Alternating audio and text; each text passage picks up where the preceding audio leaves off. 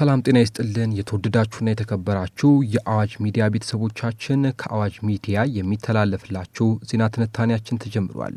በዛሬው ዜና ትንታኔያችን የኢትዮጵያ ድሮኖችን እንመለከታለን። ዛሬ የኢትዮጵያ ድሮኖችን ብዙዎች ያሉ ከነዚህ ድሮኖች ጀርባ የተከናወነውን የ8 ዓመታት የሰራዊት ዘመናዊነት ግን ጥቂቶች ያውቃሉ። ዛሬ ከመሬት እስከ አየር ኃይል፣ ከሳይበር ቴክኖሎጂ እስከ ጦር አደረጃጀት፣ ከባህር ኃይል እስከ ምድር ኃይል ኢትዮጵያ ሰራዊቷን እንዴት በስርዓትና በረጅም ጊዜ እቅድ ማዘመን እንደጀመረች እንመለከታለን። የተገኘውን ውጤትም በጥቂቱ እንዳስሳለን። አብራችሁን ቆዩ።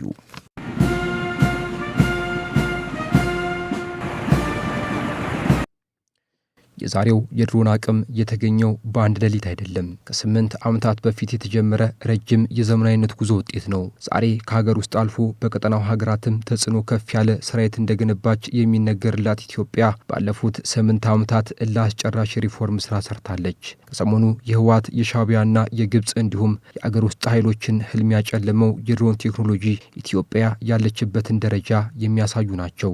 ጨለማ በዝናብ በቀንና በየትኛውም ጊዜ ኢላማን መንታት የሚችሉ የድሮን ቴክኖሎጂዎችን ኢትዮጵያ ታጥቃለች። ኢትዮጵያ ባለፉት ዓመታት በሀገር መከላከያ ሰራዊት ላይ የተሰሩ ማሻሻያዎች እንዴት ውጤት እንዳመጡ እንመለከታለን። እግረኛ ሰራዊትን በመቀነስ ከሸረሪና እስከ ራያ፣ ከሱዳን ድንበር እስከ ቀይ ባህር፣ ከአማራ ክልል እስከ ኦሮሚያ ክልል ድረስ በሰማዩ ላይ ስለነገሱት የድሮን ቴክኖሎጂዎች እንመለከታለን። አብራችሁን ቆዩ። ዛሬ በኢትዮጵያ የሚታዩት ድሮኖች ብቻ አዲሱን የጦር ኃይል አይወክሉም። ከድሮኖቹ ጀርባ የተለወጠው አንድ ሙሉ የጦር አሰራር አለ። ኢትዮጵያ ለዘመናት በሰው ኃይል፣ በባህላዊ የመሬት ውጊያና በትልቅ የጦር ኃይል በእጅጉ የተመሰረተ ወታደራዊ አቅም ነበራት። አዲሱ ሽግግር ግን ይህንን አሰራር በመረጃ፣ በአየር ክትትል፣ በዲጂታል ቴክኖሎጂና በሰው አልባ የአየር መድረኮች ላይ ወደሚመሰረት አዲስ የውጊያ አስተሳሰብ እየወሰደው ነው። የዚህ ለውጥ አንዱ ትልቁ ምልክት ድሮን ነው። ድሮን ማለት በሰማይ የሚበር መሳሪያ ብቻ አይደለም። የጦር ሜዳን ከርቀት ለመመልከት፣ መረጃን ለመሰብሰብ፣ የኢላማ መረጃን ለማጣራትና የውጊያ ውሳኔን በፍጥነት ለመደገፍ የሚያስችል የቴክኖሎጂ ስርዓት ነው። በዚህም የጦርነት ፍጥነትን ይለውጣል። ቀድሞ የጦር አዛዥ በመሬት ላይ ከሚገኝ ወታደሮች የሚመጣ መረጃ በመጠበቅ ውሳኔ ሊሰጥ ይችል ነበር። በዘመናዊ የድሮን ስርዓት ግን የጦር ሜዳው በአየር ላይ ከርቀት መመልከትና መረጃውን በፍጥነት ወደ ውሳኔ ማዕከል ማድረስ ይችላል። ይህ ማለት ለውጡ ከብዙ ወታደር ወደ ብዙ መረጃ የሚደረግ ሽግግርም ነው። ከሰሞኑ የህወሓት ቡድን የጽምዶ ኃይሎች በኢትዮጵያ ላይ በተለያዩ ግንባሮች ትንኮሳ በሞከሩ ጊዜ የኢትዮጵያ መከላከያ ሰራዊት እግረኛ ሰራዊትን ሳያስገባ ዓለምና ዘመኑ የደረሰበትን ቴክኖሎጂ በመጠቀም በርካታ የጥፋት ድግሶችን አፈራርሷል። ኢትዮጵያ ከውጭ ያገኘቻቸውን የድሮን ቴክኖሎጂዎች በመጠቀም ብቻ አልቆመችም። በአሁኑ ወቅት የሀገር ውስጥ የድሮን ምርትና የመከላከያ ኢንዱስትሪ አቅምን ለማሳደግ ጥረቶች እየተጠናከሩ ናቸው። ዛሬ ኢትዮጵያ ሀገራዊ ደህንነቷና ቀጠናዊ ሰላምን በአስተማማኝ ሁኔታ የሚያስጠብቁ ብቁ ሰራዊትን ገንብታለች። የሰራዊት ደግሞ ተዳፍሮ የመጣን ጠላት አሳፍሮ የሚመልስና የታሰበውን እኩይ ዓላማ በአጭሩ መቅጨት የሚችል ነው። ዛሬ ላይ መከላከያ ሰራዊት በምድር፣ በሰማይ፣ በባህር ብሎም በዘመኑ የመረጃና የሳይበር ዓለም ውጊያ የጠላትን ሴራ በአጭሩ ማክሸፍና ድባቅ መምታት የሚችል ሁለገብና ዘመናዊ አቅምን ፈጥሯል።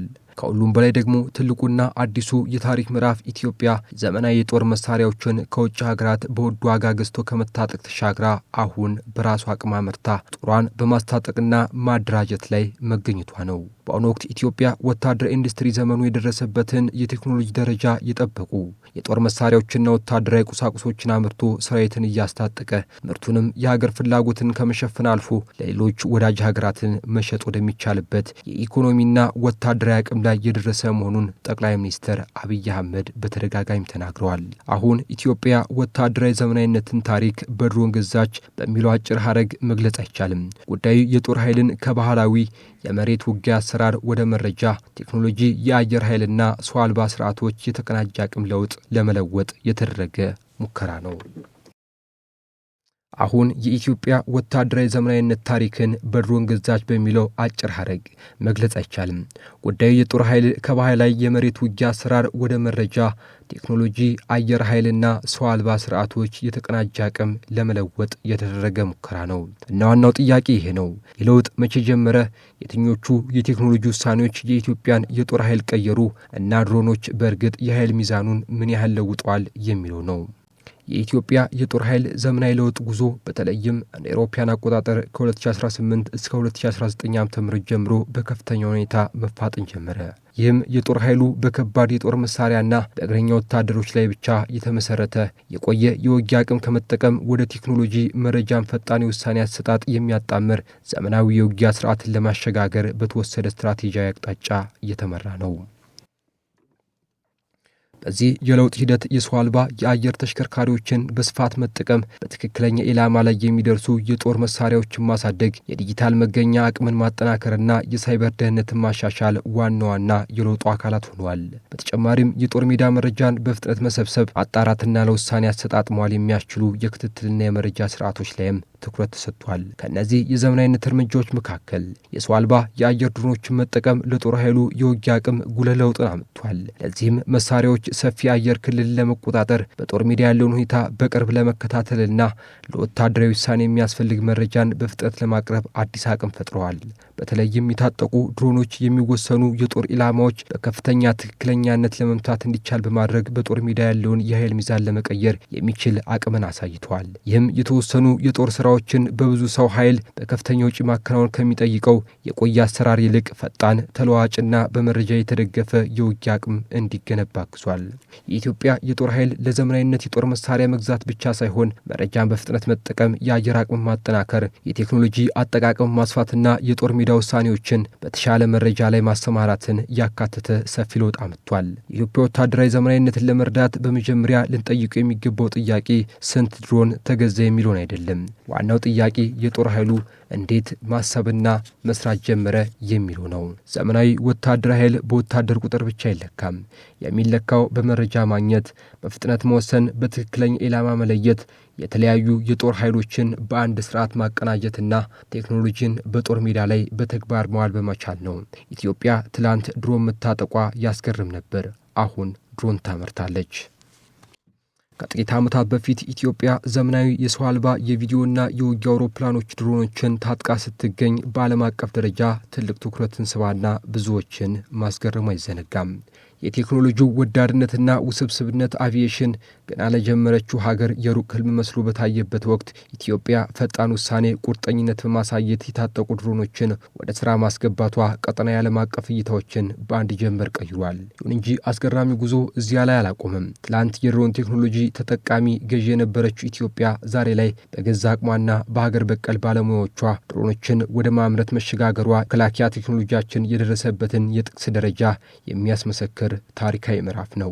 ይህ ባልተጠበቀ ፍጥነት የተመዘገበ ስኬት የአገሪቱን ወታደራዊ ቴክኖሎጂ ምጥቀትና ራስን በራስ የመቻል ራዕይ ግልጽ ማሳያ ነው። ድሮኖችን ከአሰባሰብ እስከ ሙሉ ምርት ማድረስ የሚጠይቀው ረቂቅ የሶፍትዌር የሃርድዌርና የአየር ላይ ኢንጂነሪንግ እውቀትን በቅጽበት ተቆጣጥሮ ወደ ማምረት መሸጋገር የሀገር ውስጥ መሐንዲሶችና የመከላከያ ተቋማትን የላቀ የፈጠራ አቅም ያሳያል። ኢትዮጵያ አሁን ላይ የቴክኖሎጂ ጥገኛ ከመሆን ወጥታ ራሷን ችላ መቆሟ የመከላከያ ኃይሏን ዝግጁነትና ስትራቴጂካዊ የበላይነት ከመገንባቷ በላይ ሀገሪቱ በፈጣን የቴክኖሎጂ ሽግግር ውስጥ እያደረገች ያለችውን ታላቅ ጉዞ የሚያረጋግጥ አበረታች ስኬት ነው። ዛሬ የኢትዮጵያ ድሮኖች የሰው ኃይል አጠቃቀምን በቀን መንገድ ለ24 ሰዓታት ኢትዮጵያን ሰማይ ይጠብቃሉ፣ የጠላትን ጉልበትና ልብ ያርዳሉ።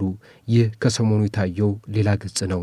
የኢትዮጵያ አየር ኃይል ከለውጡ ወዲህ ከተደረጉ ሰፊ ማሻሻያዎች የውጊያ የቴክኖሎጂና የዝግጁነት አቅምን በማሳደግ ወደ አዲስ አቅም ደረጃ መሸጋገሩ ተገልጿል። ተቋሙ ለ90 ዓመታት የኢትዮጵያ አየር ክልልን በመጠበቅ ያካበተው ልምድን ከዘመናዊ ቴክኖሎጂ ጋር በማጣመር አዲስ የሥራ አቅምን እየገነባ ይገኛል። የለውጥ ሂደቱም በተለይም የአየር ኃይሉን የውጊያ ዝግጁነት፣ የአየር ክትትልም አቅም፣ መረጃ ማሰባሰብና የተልዕኮ አፈጻጸም ብቃትን ለማጠናከር ያተኮረ ሆኗል። በዚህም ዘመናዊ የአየር ትጥቅና መሳሪያዎችን የመጠቀም አቅም እንዲጎለብት፣ የሰው አልባ የአየር ተሽከርካሪዎችን በተለያዩ ተልዕኮዎች የመጠቀም አቅሙ እንዲስፋፋና የአየር ክልል ክትትሉ እንዲጠናከር ተደርጓል። በተጨማሪም የመረጃና የመገናኛ ስርዓቶችን ማዘመን በጦር ሜዳ የሚፈለገውን መረጃ በፍጥነት ለማግኘትና ውሳኔዎችን በተሻለ መረጃ ላይ ለማሰማራት አዲስ አቅም ፈጥሯል።